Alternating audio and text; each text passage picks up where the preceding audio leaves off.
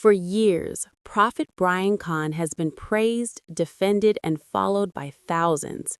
But behind the prophecies and powerful sermons, there's one problem that keeps resurfacing, and it refuses to go away. It's not rumors from haters or random internet noise. It's a pattern that has raised serious questions, divided the church world, and made even loyal supporters uncomfortable. Today, we're breaking down the real issue many don't want to talk about, and once you see the full picture, you'll understand why this controversy keeps coming back stronger every time. When conversations about modern prophets come up, Prophet Brian Carn's name is almost always in the mix. Known for delivering highly specific prophecies, emotional altar calls, and moments that go viral across church social media, he has built a powerful platform and a devoted following. To many, he represents bold faith and spiritual authority. To others, he represents something far more complicated. Over the past several years, concerns about Brian Carn haven't disappeared. In fact, they've grown louder. Not because of one isolated incident, but because of a recurring issue that keeps resurfacing in different forms. Supporters call it persecution. Critics call it accountability. And somewhere in the middle is a growing group of people simply asking for clarity. In this video, we're going to carefully walk through the documented controversies surrounding Prophet Brian Carn, the specific behaviors and accusations that continue to raise red flags, and why many believe his biggest problem isn't one scandal, but a pattern that keeps repeating. This isn't about gossip or tearing down faith. It's about examining facts, timelines, and public responses that are already on record. And make sure you stay until the end because later we'll get into the moment that caused even longtime church leaders to say, this can't keep being ignored. To understand why Prophet Brian Carn's name keeps coming up in controversy, you first have to understand how quickly and visibly his rise happened. Brian Carn didn't come up quietly. He emerged during a time when prophetic ministry was exploding online, with church clips going viral and sermons turning into shareable moments across social media. From early on, Brian Carn became known for highly specific prophecies, calling out names, birthdays, financial situations, and personal struggles in front of large audiences. These moments spread fast to supporters. This was evidence of a powerful prophetic anointing. To critics, it immediately raised questions about methodology, accountability, and boundaries. His platform grew rapidly. Invitations to major churches, conferences, and prophetic gatherings followed. He began sharing stages with well-known pastors and prophets, which added legitimacy in the eyes of many believers. With growth came influence, and with influence came expectations. But almost as quickly as his fame increased, so did the concerns. Some observers began pointing out patterns in how his prophetic moments unfolded.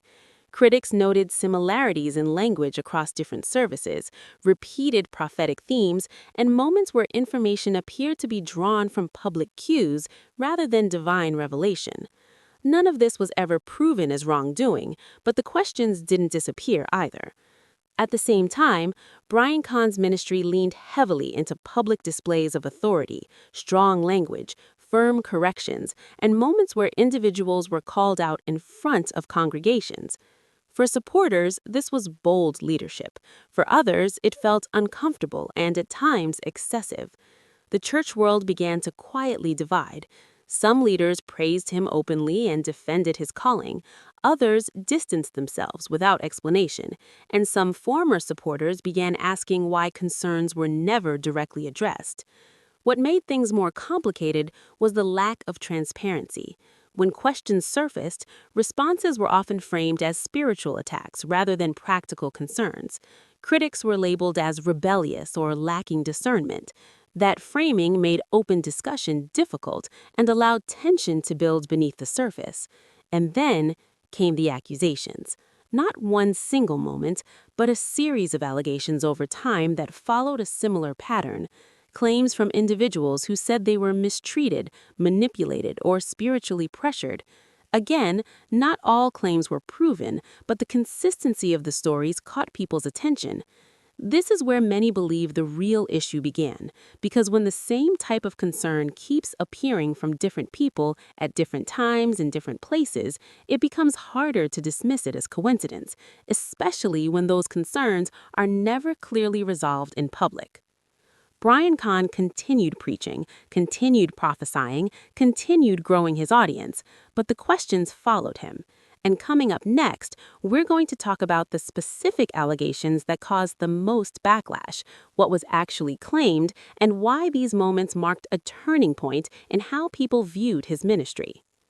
Now that we understand how Prophet Brian Carn rose to prominence, it's important to look at the specific incidents that have fueled controversy. These aren't random rumors, they are documented claims, social media posts, and statements from individuals who have publicly spoken about their experiences. What makes this section crucial is that the allegations point to a recurring theme, a pattern that many say is his biggest problem. Over the years, multiple reports surfaced from former congregants and associates alleging that Brian Carn sometimes pressured individuals during prophetic sessions. These accounts describe situations where people were publicly confronted about personal struggles, finances, relationships, or spiritual matters. While some supporters see this as accountability and a legitimate prophetic call, others argue that the delivery could be humiliating or intimidating. The line between correction and coercion in these cases appears blurry. In addition to the personal confrontations, questions were raised regarding his financial transparency. Some former members and critics noted that donations and offerings were heavily emphasized during services, paired with prophecies that implied spiritual consequences if contributions weren't given. Critics argue this creates a perception that spiritual favor is tied to financial giving, which has historically been a red flag in discussions about church ethics. While no formal investigation has been publicized, the narrative circulated widely online, sparking debates within the prophetic community about boundaries and accountability. Another aspect that drew scrutiny was Brian Carn's handling of disputes within his ministry.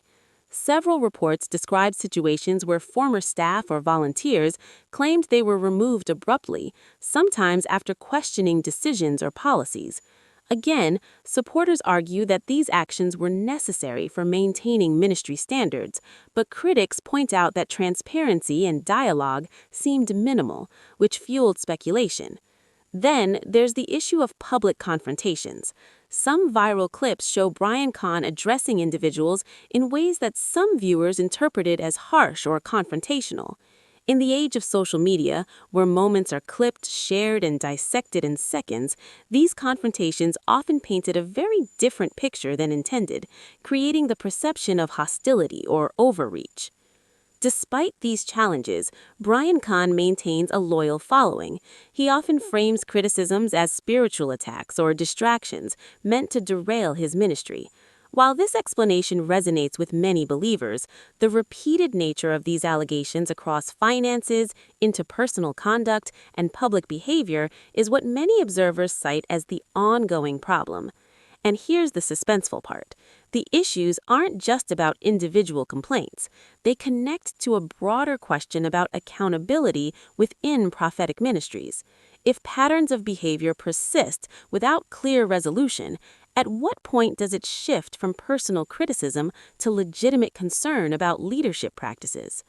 Coming up next, we're going to dive into the public reaction from the wider church community and media, including both supporters defending his calling and critics questioning his methods.